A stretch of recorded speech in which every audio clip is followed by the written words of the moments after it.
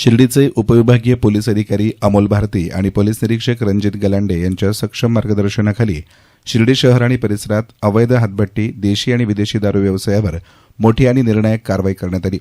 या विशेष मोहिमेअंतर्गत शहरातील आणि लगतच्या भागातील तब्बल 6 ठिकाणी एकाच वेळी छापे टाकून मोठ्या प्रमाणात अवैध दारू, कच्चा माल आणि दारू तयार करण्याचं साहित्य जप्त करण्यात आलं आहे।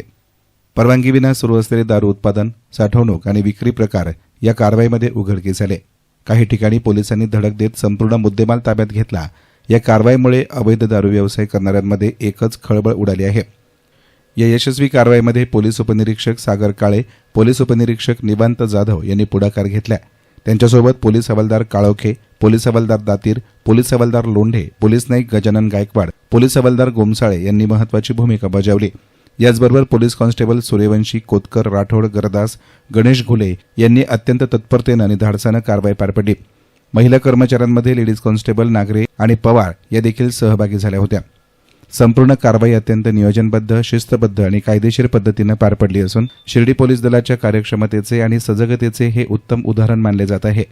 अवैध दारू व्यवसायामुळे समाजात होणारे दुष्परिणाम लक्षात घेता पोलिसांनी उचललेले हे पाऊल नागरिकांच्या सुरक्षिततेसाठी अत्यंत महत्त्वाचं असल्याची भावना नागरिकांमधून व्यक्त होत आहे।